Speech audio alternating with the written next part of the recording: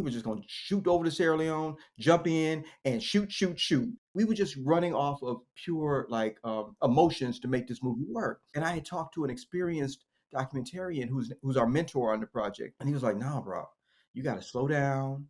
You got to go over there. You got to prep. You got to go over there." I said, "What do you mean?" He said, "You have to approach this like you're approaching a feature film." You are listening to Talk Doc to Me, a podcast dedicated to helping documentary filmmakers thrive. I'm your host and fellow filmmaker, Leah de Leon, and today's guests are Ebony Gilbert and Adisa Septuri, co-directors of Ifine, a short documentary that captures the beauty of blackness through the lens of youth in the Kono district of Sierra Leone amid a skin-bleaching epidemic. Ebony is a writer, producer, director, and activist. She worked as a writer on CW's Batwoman for 3 seasons, and the show made history for having the first Black Batwoman. She is also CEO of Dirt Stained Roses, a multi-platform media company committed to innovation, visibility, and social justice. Ebony is a changemaker and talented storyteller who is uplifting marginalized voices. Now, Adisa is a director, producer, and philanthropist. He was specially selected to participate in Ava DuVernay's 2021 masterclass. His deeply personal humanitarian approach to filmmaking has not only garnered him philanthropic recognition, but also numerous awards across film festivals. His work in the Sierra Leone region extends back over a decade, and together they make an amazing duo to deliver their first documentary, their Oscar-qualifying film, Ifine. Welcome to the podcast. Thank you so much for being here. Thank you for having us, Leah. Thank you. Thank you. Now, I'd like to start with some words of affirmation because I met you too at the Santa Barbara Film Festival when the film premiered. And it was just so memorable. I watched it again this morning, and it's really eye-opening. It's raw. It's real. It's a tearjerker. It really hits your heart. So I'm very excited to chat with you both about it. And let's start with Adisa. So can you explain your relationship to the community with the film? When did that begin for you? I've started going over to Sierra Leone, 2006. I first went over there with Isaiah Washington. I went there 2 years later with Regina King. So I just fell in love with the people. I fell in love with the country, but I had an innate connection with the people, and I had a faith that I could do something. And then my having survived that hantavirus scare really infueled like a new passion for myself. And so then what we first started doing was taking the kids out of the diamond mines. We did soccer tournaments.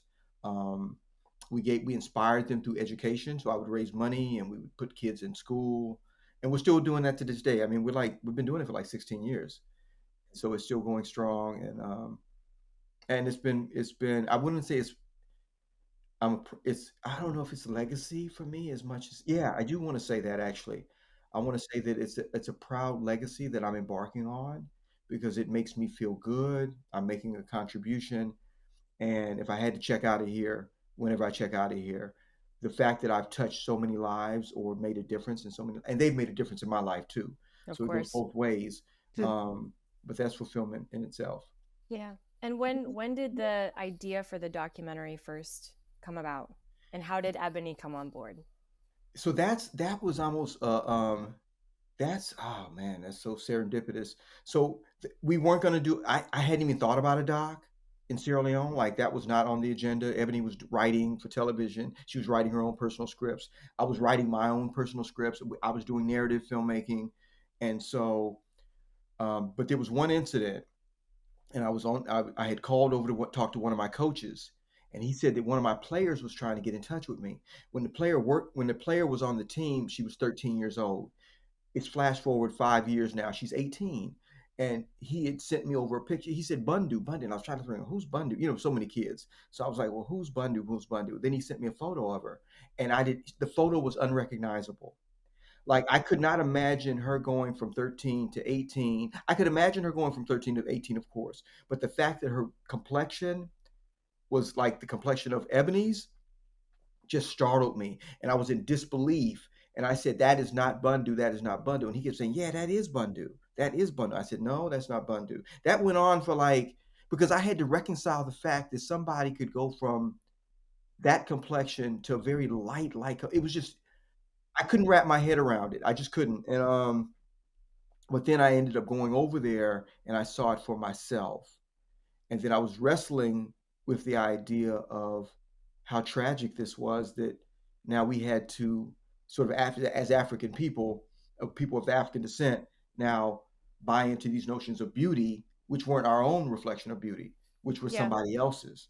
And it just disturbed me. Did you know about skin bleaching before, I or knew was about it. Yeah, yeah, I had heard about it in Nigeria, but it was always this thing where, somebody, it's like now that I know about it, I see it everywhere. yeah. But at the time, I heard about it in Nigeria. I even saw a billboard in Nigeria, and I thought how ridiculous that was. But it was like it didn't touch home. It didn't touch my family. It wasn't in close proximity to me. And for those people that might not know about skin bleaching, can you describe what it is? Yeah, well, skin bleaching is a process where, and you can do it a number of different ways, but it's a number of ways. It is just like it sounds. You're bleaching your skin to look lighter. So if you're, you know, really, I don't, if you're a really brown, rich chocolate brown person, you can come out looking like your complexion through a process of putting on lotions and oils. They have baths now that you can bleach. I mean, there's different processes, but the one we found most common in Sierra Leone was the lotion. And yeah, so you'd apply the lotion, and over time, it would just dissipate the melanin in your skin. Like you wouldn't have any melanin, and you'd just be super light. And this is a huge industry. I think Yeah. Yeah, some stats at the end of the film were quite scary. Yeah. yeah. And we didn't know anything about, when we went, and I'll let Ebony chime in, but when we went into this doc, we didn't know any of that at the time. I No. mean, it was just really, this is impacting me. I'm hurt by it. I shared the idea with Ebony. Ebony was hurt by it. She was affected by it. And it was like, let's come together and Yeah. make a poignant documentary that was going to say something about this. So Ebony, what made you come on board? Tell me about those initial conversations. I remember it like it was yesterday. I was home. I was outside in Adisa said Ebony. Just the same story that he just shared with you guys. You would not believe what is going on back home. And keep in mind, like Adisi, he told you about his history there, but he's not an outsider. This is his community. He has been adopted by this community. They love him, they adore him, and he feels the very same way about the children there. And I just heard the heartbreak in his voice. And when he told me about the topic, I was like, this is a project that is bigger than us. It wasn't like either one of us was like seeking out the next big thing for our resumes. However, we both share the common interest in how can we use our art to say something? And this is really saying something. So without hesitation, I think I interrupted him. I was like, can I be a part of this? I would love to be a part of this. When can we start? And immediately we started to research. And like he said, we knew about the concepts. We know about it. Like skin bleaching is something that have had history all over the globe, and especially for me being a person from the South. But it wasn't until we got into this documentary that we started to do a deep, and I would say dark dive into the stats, and knowing that, like you said, it's a $14 billion industry and it's growing every day. Hmm. It is heartbreaking. It is. But that's it's just that feeling, right? You get that feeling like I have to do this. Like I don't know how or what. I don't know where I'll get the money, or I don't know all the details, but I'm just gonna make this film because that's it spoke to you. And Um, part of the conversation for me and Ebony too was we knew she was stressed, and she would always stress this. We didn't want to do a journalistic approach. Like you can go to YouTube and see a journalistic kind of interview style thing. That's not what we were going to do. So even though we had not done documentaries, we don't have both. Neither one of us have a background in documentary. We knew enough to say has to be a story. We have to unfold it. And so then we knew from the onstart we didn't just want to approach it in terms of characters and documentary. We also wanted to heighten the awareness, like how can we swing around to Black beauty? Like we had to, I know Ebony was, and she's because she comes from a writing background. It's like we have to find a protagonist in here who loves her beauty. You know what I mean? That has to be like we just can't be one sided with it. Yeah. And then Ebony, and I'll let her talk about it too. How she, and maybe you want to talk about it later in terms of introducing the choreo poem, So, but that's what that was supposed to offset so some of the disturbing images in the film. Yeah, I think it's interesting, Ebony, that you come from a writing background. I'm very curious to hear your perspective, especially coming from a narrative side. You write narrative scripts. Yeah. How did you approach writing in documentary? What was your thought process when Well, you first began? when I first began, I always been a fan of documentaries. I probably watch more documentaries than I do scripted television or movies. I'm just a fan, and I started in journalism at 16.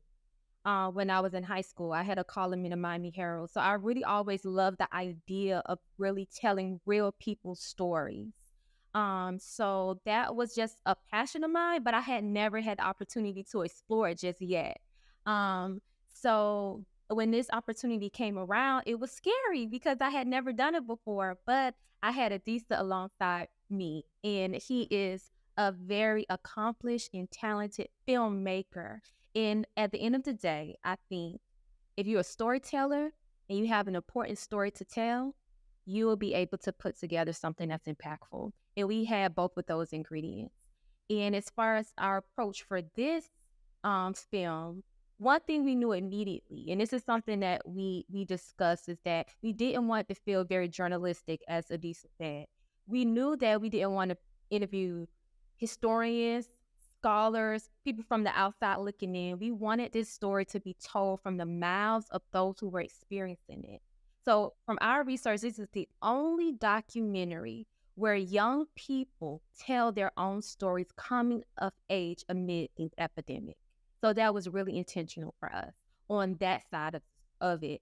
But as far as the narrative side, we really wanted to incorporate what has been coined a choreo poem. So for me, my hero is Zora Neale Hurston. And I always love how she really utilized so many different styles to tell a story, whether it was a play, a short story, a poem, a novel. So that was something that was always a part of my passion to do that, in the intersectionality of such things.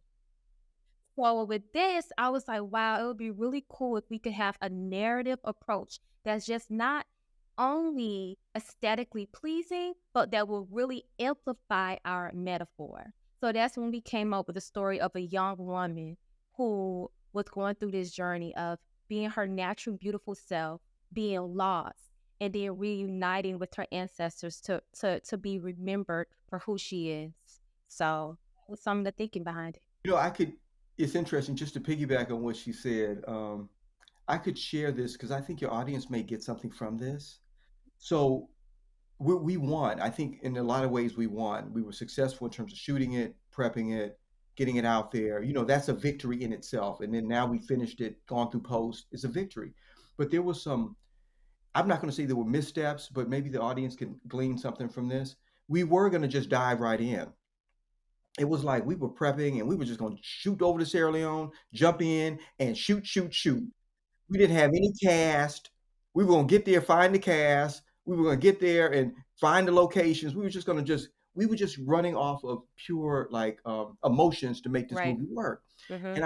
And I had talked to an experienced documentarian who's our mentor on the project, Mobilaji, who did a film called Ferguson Rises, and he was like, "Nah, bro, you got to slow down. You got to go over there. You got to prep. You got to go over there." I said, "What do you mean?" He said, "You have to approach this like you're approaching a feature film. Like I'm a narrative director. So he says, you have to approach it just like that. You got to go over there. You got to cast it, find the cast, find the right cast, location scout, do all that stuff, take photos and blah, blah, blah, blah, blah." I said, "Really?" He said, "Yeah, no, you can't just land." But I knew when he said it, it made sense. I didn't argue it because I think part of maybe my winning formula in terms of my makeup is that when I hear the truth, I don't have to be, like, convinced. Like, I knew it was the truth. I shared it with Ebony, and Ebony was like, "Wait a minute now," because it was the truth, but Ebony also had a time frame to shoot it, like, she's working in TV, and there was some real framework around, "I have to do it now. This is the time." And I said, "Ebony, we're gonna have to push it." And she was like, "Well, I can't push the TV thing, so we gotta do it now. This is my window." So she was excited, but this was the window, and I said, "But that window for us is gonna be failure." Because we hadn't prepped it, I hadn't gone over there, we hadn't scouted it. If we had shot it the way we intended first off, I can tell you right now, it'd have been a calamity because you can imagine being a documentary film. We'd have got on the ground, Well, scrambling, well, no it's schedule. it's interesting because I feel like my background as a documentary filmmaker, and Mm, anyone that is starting out, I think it is so tempting to be like, oh, grab your camera, start right, filming, like figure out the story later, like right. and it is that kind of emotional urgency Hmm. almost, that you just feel so motivated that you're just like, I don't care, like I just need to like go capture it. But I think your approach totally shows in the fact that everything is so intentional in the Yeah. film. Like there were a couple of moments, like for example, like the some rack focuses between like Mhm. Oh yeah. one like the mother and the Mhm, mhm, daughter. mhm. And those are, seemingly simple shots maybe, but it was so thoughtful. It was so there was Well, no fluff. There was no fluff in the film. And no, I but feel like, let me share yeah. this with you. That was a on the spot kind of but what happens is when you structure it so well and you write it so well, you Mm-hmm. can play between the Yeah. lines. Yeah. Yeah, of Yeah. course. The canvas is there, now you can dance. Of Yeah. You course. know the dance floor. So we were able to that didn't I mean it's not like and we did a lot of that on the set. Mm-hmm. We can hopefully we can talk about some of that on the call too. Yeah. Yeah, what kind of things did you prepare that That you felt really helped you on set? well, just to like expand on what Adisa was getting to, it was so because we took the time to prep, he went over and conducted amazing pre-interviews. So with those pre-interviews, we were able to cast. And now we were able to say, okay, how could this one kid represent this particular storyline? So it's like, okay, we want to get a male approach. We want to get a young woman's approach. We want to tell a story of these best friends. We want to tell the story, of all these different type of characters. So they help us to be very intentional. So that was like one part that we did prepare for. But the storyline that you are referring to, that was the one that we always remembered that mom from our pre-interviews, and we were bummed about it because we were like, darn it, we only want to interview children, young kids age, and this is a mom. But our DP, Antonio, we have to give him the No, this. no, she's talking about the shot with Musa. Oh, with Musa. Moosey with her mom. That Oh, was okay, okay, okay, okay. Well, I'll go back to that. okay. As far as that, it was one storyline with the young girl from our opening, Mhm. Miriam. She's 12. She was not someone that we had pre-interviews with, but we remember her mom, and she was bleaching her 1-year-old daughter, and it was like that story is so incredibly rich. But because we had such a great framework prepared off of Adisa's point, now we felt confident, like we could spread our wings. So we already knew what type of questions to ask. And that ended up being probably one of the richest parts of the documentary for us. And that one was not planned out at all. And and on that point with the skin bleaching, we're talking about the skin bleaching baby, right? Mm-hmm. Mm-hmm. Okay, so that was the least we didn't think that through. We thought that through on the spot The in the spot. moment. We Yeah. had 1 hour, Yeah. probably 45 minutes to shoot that whole sequence. Yeah. And so tribute to Ebony for Ebony was thinking quickly, putting the story together. I'm working with it. Antonio never stopped the camera. Yeah. To the DP. point where when we got to the editing room, I was like, "Where's that footage?" In the bedroom, and I couldn't find it. I could, and Ebony was like, "Well, start here." And it was like we opened that folder. It was like an hour's worth of footage because he never stopped. Wow. Was Because that the approach for most of it? Like film, like no, really long takes? Just that no, one in no, particular? that one in particular because what happened was the father was lurking in the background and the father was disturbing the vibe of the interview questions. Every time they would say something, they're looking to him, and so he was um, he was imposing himself on it, like he was, and we had to get him out of the picture first off, and then we just focused on them, and then we didn't know what we were getting really. I mean, first we did the interview, we knew we needed to get the interview, then we took it inside, and then once we got it inside, we were like, because that storyline was something we didn't prep We did prep that one. because to Ebony's point, we were telling you through the lens of the children. Matter of fact, you wanted to. I mean, I don't want this to take longer than it needs to take because you'd have to start with Antonio saying, "Let's just go back to the village and get the bleaching baby." Yeah. I mean, I don't know if your audience wants to Well, hear it. Or, trip. type shot because we were getting just, getting images of just the children around. So that is what got us to them in the first place. Yeah, and then we discovered, oh my gosh, she have children, teenagers, her teenage daughter, so we could interview her teenage daughter. So that opened up the world. And then, oh my gosh, you would have thought that we dressed that set to see those photos of those kids from those white women from the magazine that she was idolizing. Right. It took us like, oh my gosh, we could not believe it was so emotionally like overwhelming. And then our AC discovered that she has a sister who did not bleach. So the story Right. kept All right there, like within an hour. The sister opening. was yeah, yeah. Then And and I left there thinking, I thought we got it, but I thought it was messy. It was messy because I mean, listen, it was technical proficiency. Everybody was had their game face on, if you will, but it was messy because I was like, we have no B-roll. We didn't follow all the other stories. We had B-roll. We followed them around. We had complimentary footage. It was all drawn out. This one was just like there, It and we was had just to so real. It was and just Ebony like, had to come up with the questions like she had to yeah, fire those questions quick, like right. this. Then we got to decide. Then the sister came in, and then Ebony had to You got think to about be what. quick on your feet. You got to be Oh adaptable, man, right? I So yeah, man. Ebony, question for you, like in this scenario, or just like when you're doing interviews, and maybe Adisa too about the pre-interviews, like what qualities, because I think casting is so interesting, and this is kind of a new concept for me too, that I'm in Look home. talking with other filmmakers, like, yeah, you can actually cast for a documentary. It yeah. seems kind of Mhm. counterintuitive, but it actually makes a lot of sense. So for someone that's thinking about casting for their documentary, they know their topic, but they might have a few people that they know already. But what kind of tips do you have, or what are you looking for Yeah, when you're casting? Let me yeah, throw this out there. I'm gonna throw this ball to Ebony, and I want her to hit it across the net. There were two girls in the village, yeah, twins. yeah. They were identically bleaching.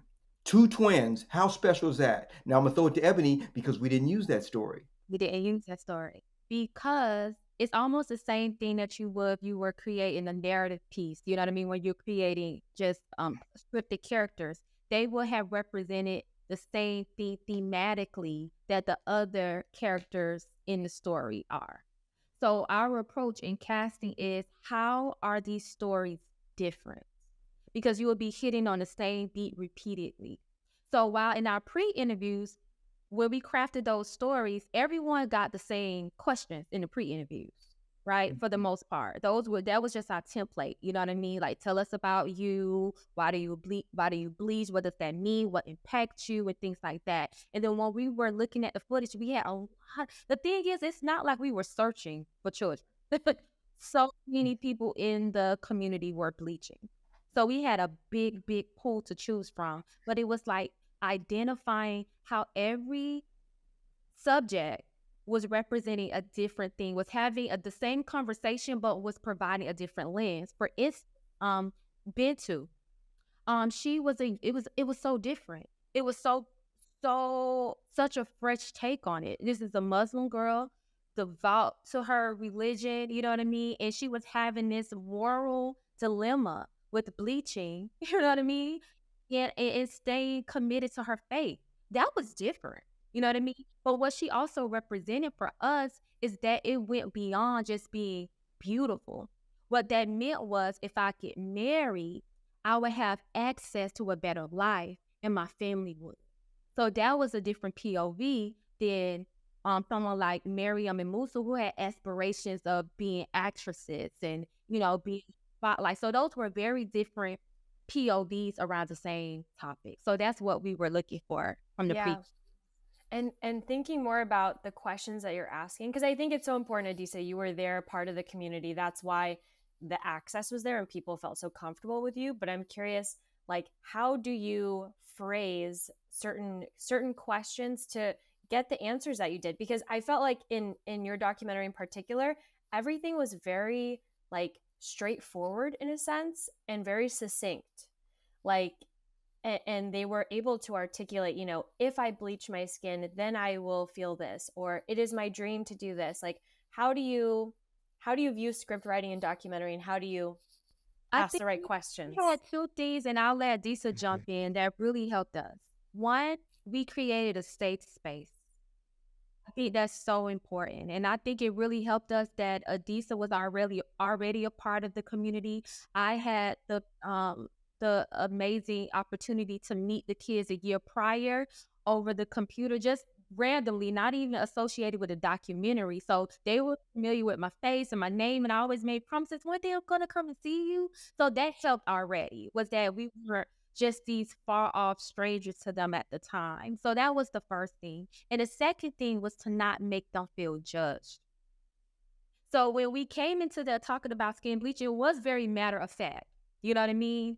And just to be frank, skin bleaching is not taboo in their community anyway. So it's not like it was something that they were doing under the table. So we were just very matter of fact. Matter of fact, they probably thought they were celebrities. Like, Yeah. we're videotaping them, they felt good about it, which was great, it was what we wanted. Right. Mhm. Right. That's an interesting dynamic. Yeah. But I Yeah. will so on Ebony's point, I will share this though.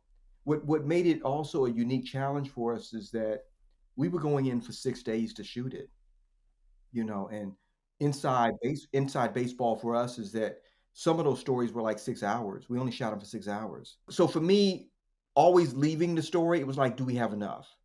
Because we're not spending 2 days with each subject. Can you imagine if we'd spent 2 days with each person? Like, or what it would've been like 3 days? Because then you could distill that. 3 days, you could distill that down to 5 minutes. People do it all the time, but that's a lot of footage, right?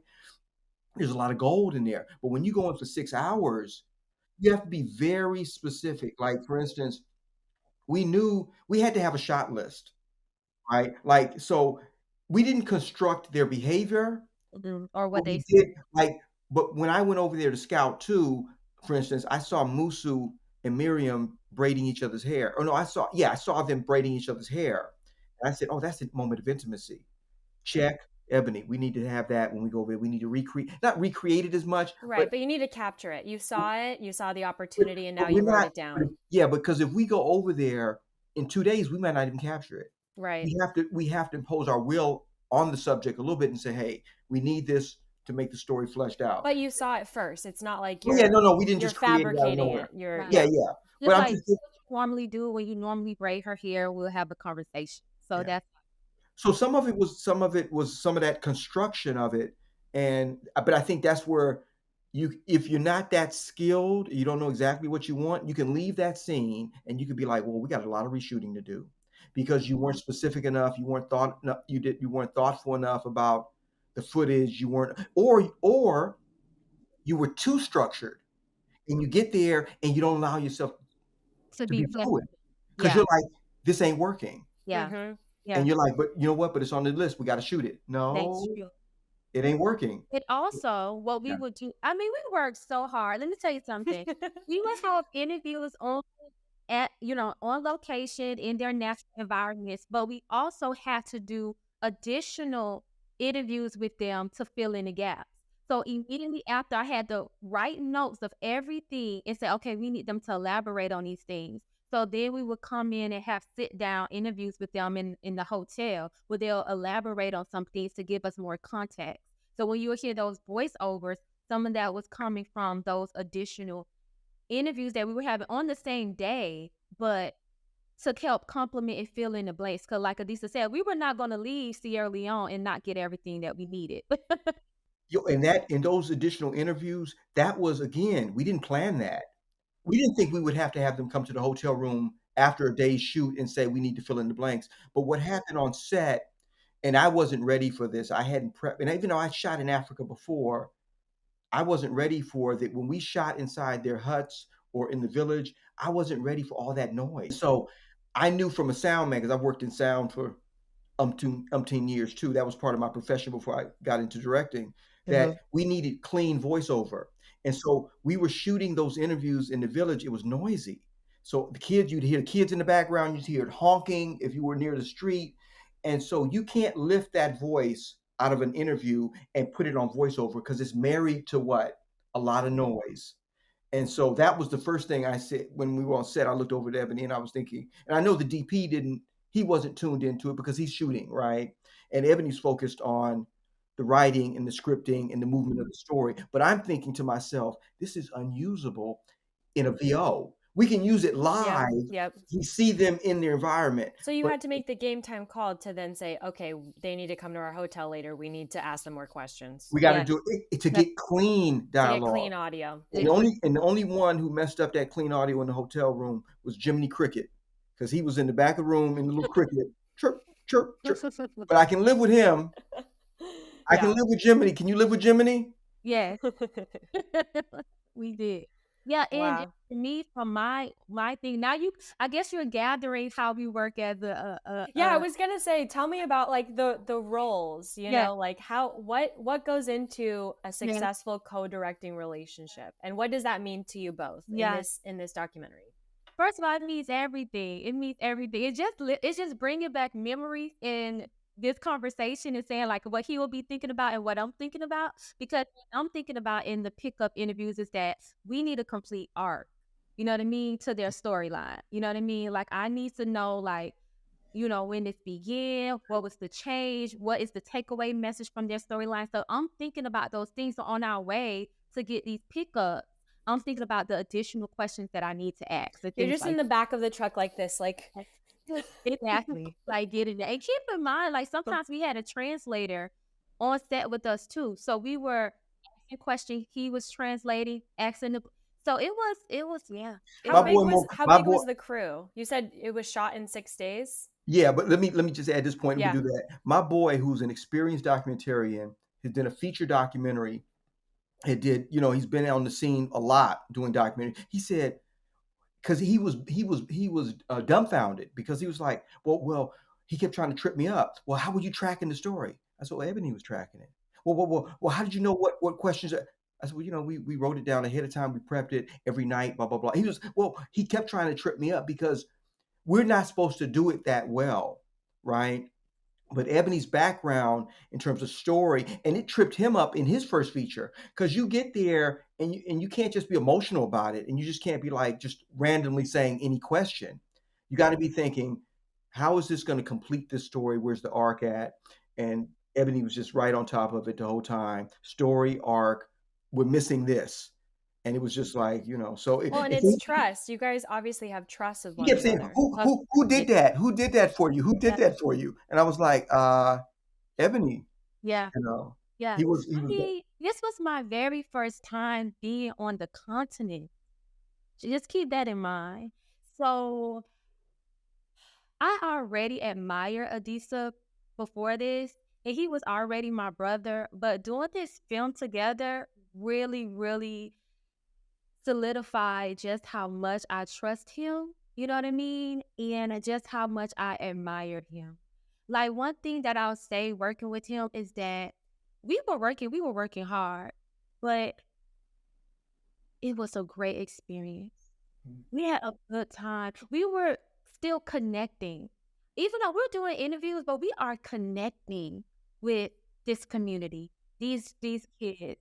And he was never too busy to hug a kid, bounce the ball off the kids, you know what I mean? Talk to everyone in the community. So that was a really big part of the process.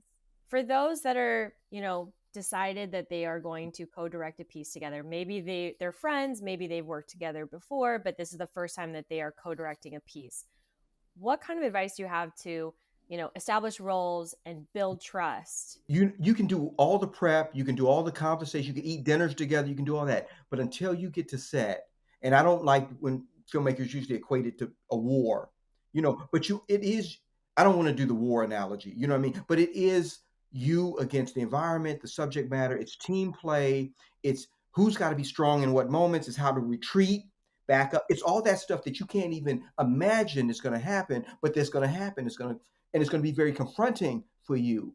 And there's another thing that, people use that analogy, people show up how, like it could be an emergency on set, and then you just don't know how different people react to it. But for me and Ebony in particular, we'd worked together before, but I don't see that as like, even though we liked each other, I think you got to like the person. So let's just, I liked her. She's a nice person. I think I'm a nice person. you got to vibe. You have to want to like stay in a 10-hour car ride, You know, like I but feel like you have to want to hang out with you them. gotta Yeah. wanna hang out with them. You can't be ego, No. like, "This is my project, and, Please. I brought you on, and you Mhm. don't know what you can't do all that."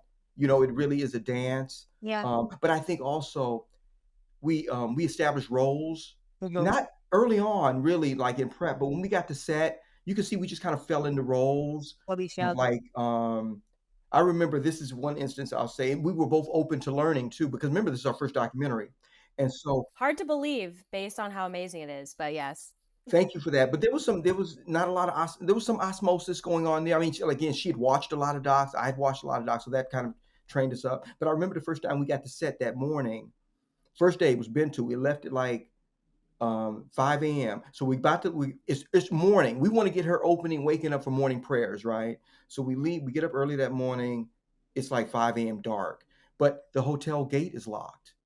We didn't anticipate that. So now we had to find the security guard. I'm like, he's supposed to be there all night. He's the sentry. He's supposed to watch it, be there. This guy's off sleeping somewhere, right? So we got to find him. So we lose 30 minutes behind that, and then or maybe 40, and we drive. By the time we get there, the light is up. So we missed the morning kind of that opening prayer thing happening, right? Um, and then and we're and the natural tendency is to be in a rush. We got to get stuff. We got to get stuff. We're behind. We didn't get it, but we were calm and cool. And we had never worked. See, this is the other part about it now. We never worked together, me and Ebony, but we never worked with the DP. So we didn't know how he was going to show up. But I knew, and I've worked around enough DPs, been around enough sets that when he pulled out that camera and set it and started lensing and shooting, I said, "Oh yeah, this guy knows what he's doing." And I remember Ebony was saying, "We should get this," and I said, "You know what? Just let him roll." Because I've been there too, where there's time to do that after he covers the scene. Don't if we get in his ear too early with a walkie, "Hey man, you're missing this, you're missing this." Now he becomes a robot for us, and now he may be second guessing his own instincts. But I saw that right on. I said, "No, no, no. Let him go. Let him go." And he ended up doing all this stuff, and he found his way back to that thought that Ebony had, and he captured it. And then once he finished it, he turned back, and we said, "Man, great work." And then it was like Ebony or me would come in and say, "Let's get this and this as a pickup." But we let him have autonomy. You know what I'm saying? It was that kind I of think that's really powerful, yeah, really, because I think you have to let.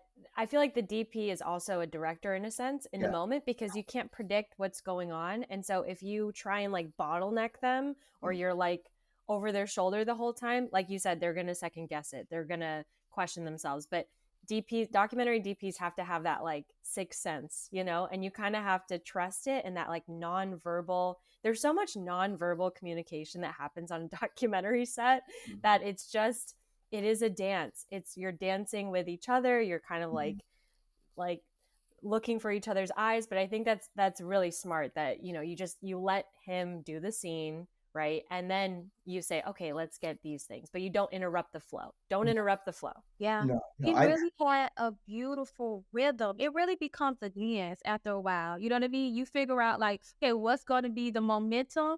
But once we got there, we really got into it. And I know we've used this word already, ready, but I really think it is the theme of a good collaboration. It's trust. It really is trust. mhm, And everyone came in with the same intention. It's like we are here to tell an important story. And our DP felt that way. You know what I mean? Like we're not even gonna say what time, what he had to do to get some of the shots. You know what I mean? Like he had to really trust his incredible storytelling ability.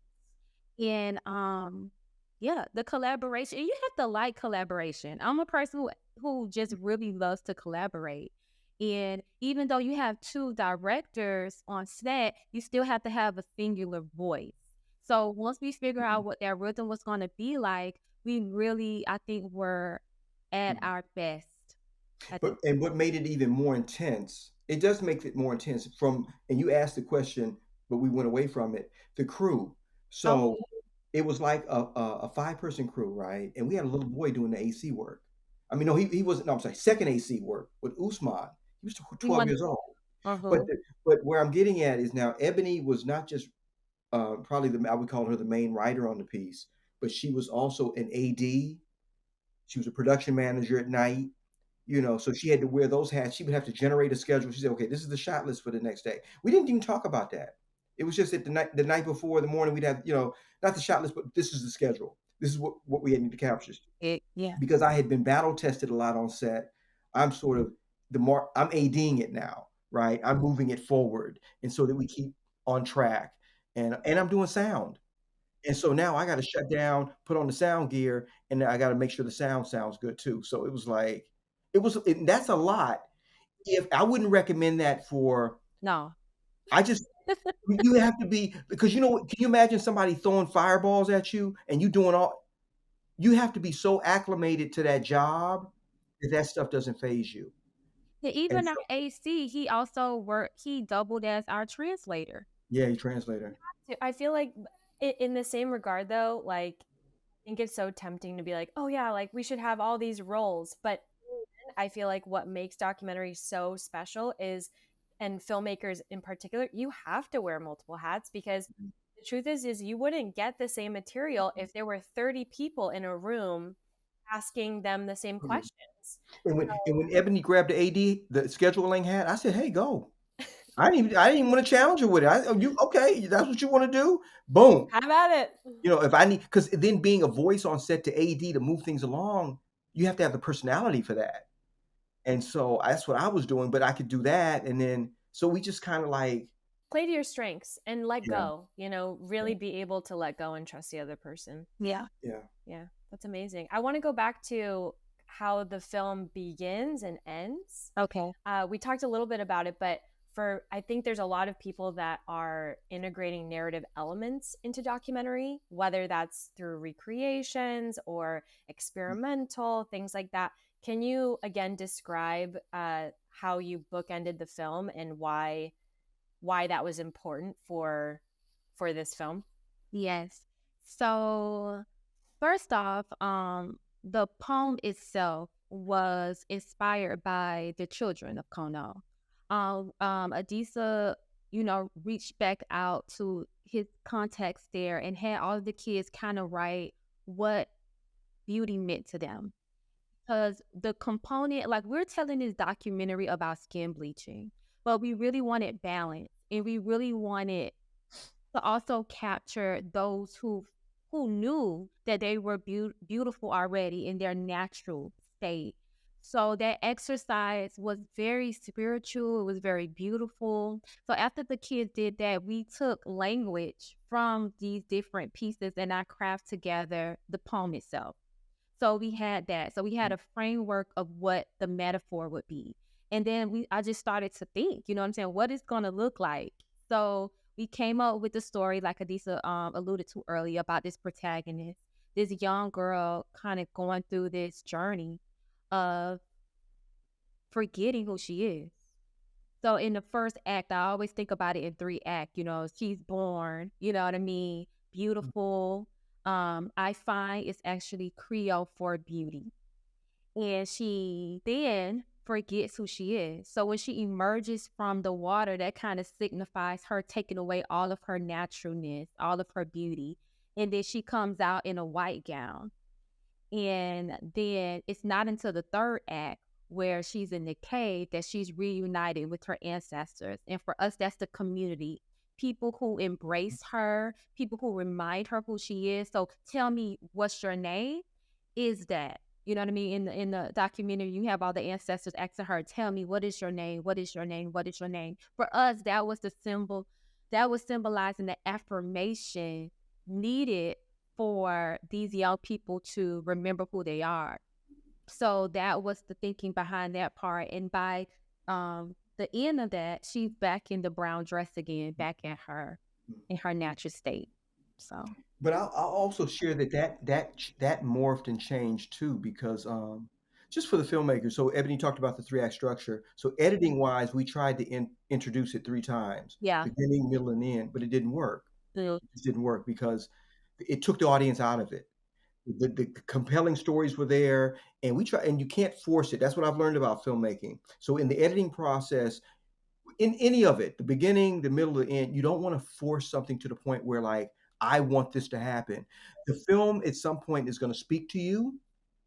You gotta get real still and real quiet. You've seen it a lot of times. You're prepping. If you're like sort of indecisive about something, step away from it for a moment. I mean, it's hard to do that on the set, but still step away from it moment. Let the film speak to you. And I knew when we saw in the inter, we tried various times putting it in the middle, It and it just just took you out. It it. just It didn't took work. you out. Yeah. So we ended up, bookending works. Yeah. That structure works, and that's the thing about filmmaking too. You Mhm. can't really reinvent the wheel, right? I mean, you can try different things and Yeah. different techniques, of course, but there's some things tried and true. Mhm. So we knew the bookend structure just works. Mhm. Then it was just about playing with that. And then I could tell you some stuff like in the opening, we didn't really want to see her face. When we Oh prepped yeah. it, we never saw her face in the prep. Never. Like, it was always a mystery of who she was, shooting her from behind. But then the morning when we got on set, that's where, because we had structured and planned it so well, inspiration hit. Inspiration, not desperation, but inspiration. And Antonio had the camera down at his waist, and he had shot the camera. I looked through the monitor, and the camera was of Adama looking so beautiful against the sky, and it was a low angle. And I was like, "Oh no!" So we shot. I said, "We got to shoot that. We got to shoot it." Still not knowing whether it was going to make it in the film. We didn't know, but it was like, let's capture it. But that opened the door for now. Wait a minute. Seeing her face is not a bad And then thing. that deep cake shot. And then, That just Ebony, we had walked into the sand dunes, and that was that deep cave. And Ebony was like, "Look at this," and we just dismissed it because it was like, at the point, well, first off, that deep cave where she's down in, it was like 200 feet down, and it was like, and that wasn't what we had intended on shooting. That I so I Where was the cave? it was a hole in the ground is what it was. If you can imagine like an But this was alien. during the same 6 days that it you were Yeah. in. yep. Okay. We Okay. shot that in one day, and it was like it Hmm. was a sand dune. It had rained the night before, so it had carved out that beautiful enclave. But when we walked in there, we had never pre-imagined that. So Ebony's like, "This is interesting down here."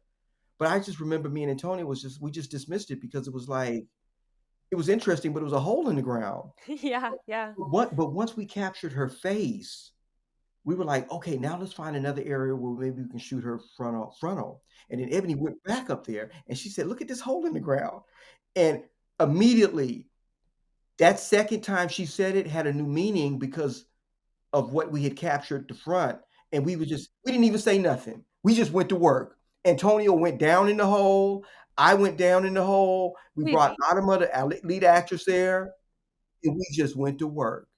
And it was like, and and technique for us is always in document wide shot, yeah. medium, close up. Yeah. And so we just went to work. We knew it was going to be wide shot, and we mediumed it.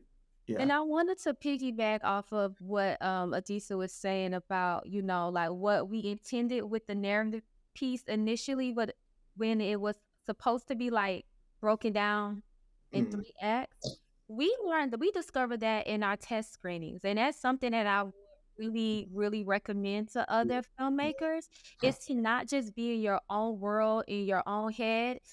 You know what I mean? You really have to get feedback from other people. So we learned that it being in the middle was jarring when we got feedback from those who watched the documentary. And How do you do a test screening? we Who did who 3. do you send it to, and at People what did, point in the project? we did it immediately after our first cut. And we were intentional in who we invited. We did not want people who was just going to tell us what we wanted to hear. We wanted people who knew of us, but that would give us great feedback.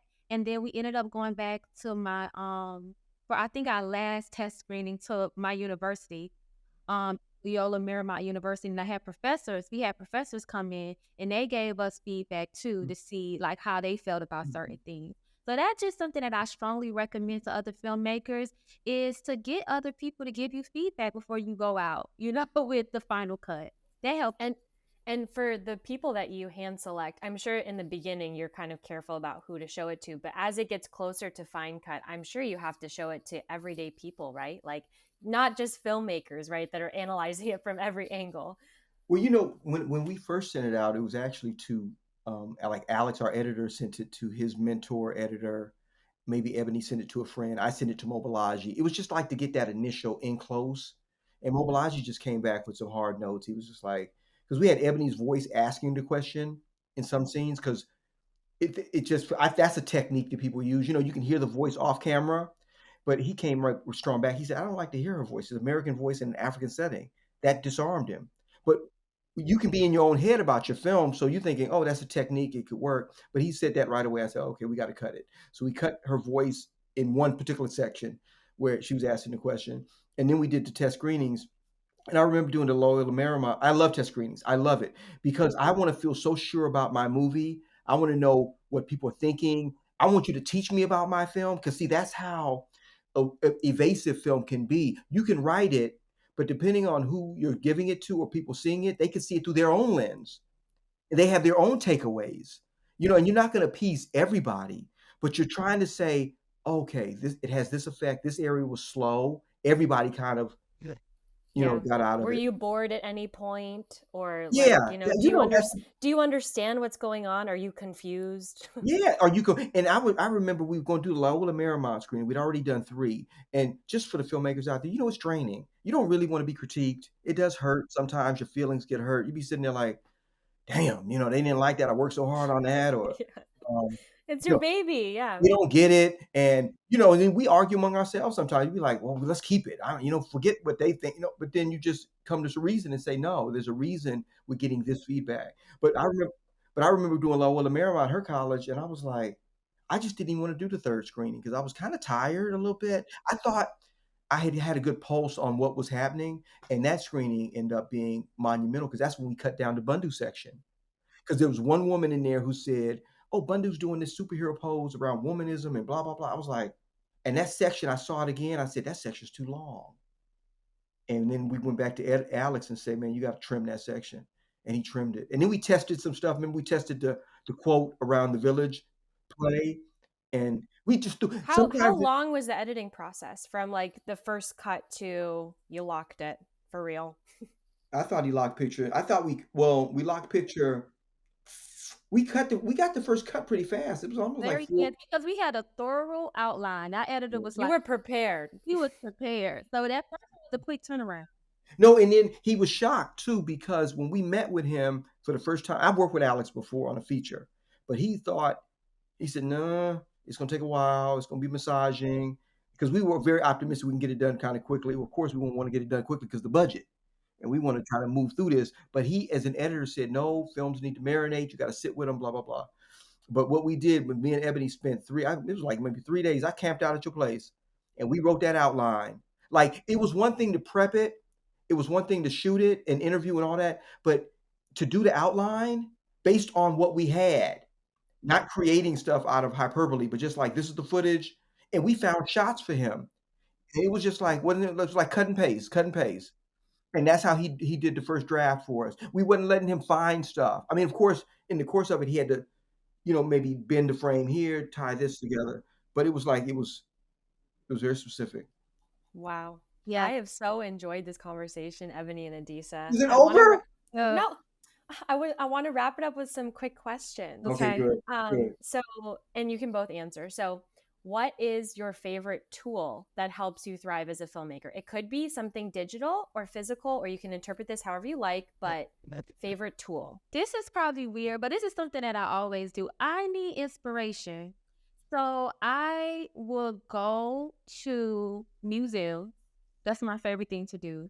And you wouldn't think like a piece of art would just like unlock certain things, but to me that really unlocked like the aesthetic around like what we wanted the choreo poem section like. It also music, and that's why I just want to use this opportunity to really highlight our composer Rashi. You know what I mean? Like, I'm glad you're saying this because yeah, I was listening to it and Mm. I loved it. um, It really elevated everything. it really helps to keep the vibe and the tone and the elegance of the film because this is a heavy film, but I think it's also a very elegant film. So it kind of kept the spirit for me alive. So those are weird tools that I really utilized was No, I just think it's great. music and like art and Mhm. just inspiration and having conversations with people. And I'm that person that absolutely love research. You know what I mean? Like I Mhm. love history. So I really enjoyed that process of like, just finding information from other documentaries and other topics and books. So just really immerse yourself with Mhm. information and inspiration is Love what that. I would suggest. Love that. What about you, Adisa? I like to say I'm an intuitive filmmaker, meaning I can feel the environment, I can feel the characters. I want to be intuitive. And I want to use my intuition. But the way I do it, because I've tried it the other way before, where it was like I didn't prep and I get to set and you're waiting for inspiration to hit you. You're like, oh, hit me. I need it right now. I need something because this ain't working, or I need it. I need inspiration. It doesn't work like that. So I prep, prep, prep, prep, prep. I sit with it. I over prep. I rethink it. I'll do a shot list and I'll redo the shot list. I'll rewrite it. I'll over prep so much and prep so much and be so prepared that when I get there, I can dance. When I get there, if I So what's need, your favorite prep tool? Do you do this on your oh, like phone or like document written? Like what do you you know what? Okay, so I'm old school. I'm Spike Lee. I go back to that era. I'm old school. I use my brain. I just, if I had to be real, I just use it and I use, yeah. I mean, pen and paper? well, I'll be at the gym and then like I would call Ebony from the gym sometimes. Oh, the kids, we got to have them wearing this and this and this. And she'd be like, yo, well, I'll write. So I'll use my iPhone and my notes. And if it hits me inspiration at I stop, I freeze because I know how valuable and how rich and how beautiful that is. Like that's going to be the gem. For me, it's all about, it could be, so other people could use the word God or the universe, but it's always about tapping in, being in alignment, being a conduit, right? I never know when that's going to hit. If I could Yeah. be You got to be sleeping, ready. You got to write it down. I'll be sleeping, I'll turn over, oh, I got it. And my notepad, I love it. and then I'll compile it later. So if, yeah, my notes on Notes. on Notes in your brain. Notes in your no, brain. That's a or good one. notes on no, I write it down, but it's notes on my iPhone. Yes, yes. And here's another question: philosophy or catchphrase that gets you through the tough times? Do you have something that you say to yourself recently that when you're having a tough day, it helps you out? Well, this was something that I was told since I was a little girl, and it has always, I guess, rang true for me. Your gifts will make room. Your gifts Mm, will make room. And I think that this documentary and this experience is proof of that. Like we really just came in here just like passionate about it. We mhm. didn't wait on anyone. We didn't have all these great resources, but just our God-given gifts and our passion really like I can't you met us at the premiere and just this whole journey from where we are now is just so incredible. So that's something that I write it down on my little sticky note and I just remind myself that. Your gifts will make room. I like that. What And about you, that journey, Adisa? and I just want to tag on that journey where we are now is us being Oscar qualified to submit for the 1924, or sorry, 2024 Oscar race. I just want to add that because, yeah, That's huge. That's yeah. huge. And Big if I congratulations. had to be completely honest, and I'll answer because I want to answer the question too about the question, but if I had to be completely honest, Ebony named and claimed it day one. I want to do an Oscar qualified, nominate. We didn't know the steps to get there. We were naive at times, thinking we could just apply right away. We didn't have to go through festivals. That's just how gullible we were at times, But day one, she set the bar so high in terms of Oscar qualifying, Oscar nominate. This is the stage I want to be on, and I want the work to be revered on that level. So, and we use that as our bar. So when we interviewed our DP, if they weren't talking Oscar qualified, or if they didn't even believe it, because sometimes we would say it, and if you had an adverse like a flinch, we was like, no, that ain't the right person. You had to be like right in alignment, and so when we said Oscar, you had to say when. Oscar today, Oscar 2024. That was our language. That wasn't that the language? Yeah. And First, we first conversation. And now you're here. Now you're here. no, That's what amazing. was your Okay, question about? so Oh, the what's a catchphrase. philosophy or a catchphrase that gets you through tough times? So for me, it's you're gonna laugh. It's manure. It's the manure, yeah, because for me, I I don't look at the bad times as bad times. My favorite word in the dictionary is transformation, transmutation. And so I'm looking at manure or shit as like, okay, what can grow out of this? This ain't really manure. It's really just a perspective on what you, if you see manure, then you're gonna see manure. But other people see opportunity, growth, possibility. So if it's about to rain, I'm like, okay, well, how do we incorporate this into the movie? I love that. Manure. Wow. Well, I mean, Manure. I just came up with it, but it's like, I love it. I but love it. there were times we got in the cave. Remember we got in the cave, it started raining? Started raining. We adjusted. You got to deal with it. You got to deal with it. You got I'm to be like, okay. adaptable. Yeah. Okay, and lastly, what is a favorite doc that you've seen recently? Oh, that's so hard. The last documentary I watched, this is not new, but it was Last Dance. I just rewatched that one. My Mhm. favorite documentary of all time is Black is Black Ain't by Marlon Riggs. Yeah, you know, it's interesting. Yeah. I'm like Ebony in the way that I almost love documentaries more than I do. I'm not gonna say this half. Come to the doc side. Why not? I know, Stay right? stay a Um, while. Stay a while. but there's some docs that stay with me. Like I like one of my favorite documentary filmmakers is Raoul Peck, right? So he did I'm Not Your Negro. He's so cold-blooded with the truth. I mean, he's so cold-blooded with the truth. But the stylistic documentarians I like, the stylistic one is Alan Hughes, who just did Dear Mama, right? The Tupac doc. And before that, he did the Defiant ones on Jimmy Iovine and style. I mean, style. Because so for us, I think we wanted to impose style. That's I get influenced like that too. So I don't want it to just be a raw. Let me just throw the camera up. It's always going to be intentional. It's always going to be that sense of like, how can we play with the medium, if you will? But those, yeah. Well, amazing. Thank you so much for being part of this podcast. I had so much fun. Thank you. We had a blast. Thank Well, you. listen, you should invite us back for part two after we win. The Oscars. You said it. You said it. That's a wrap on today's episode. Thank you so much for listening and or watching. If you enjoyed this, if you had some fun listening to this, found something useful, please give us a review. It would mean the world to us as we are trying to grow this podcasting community.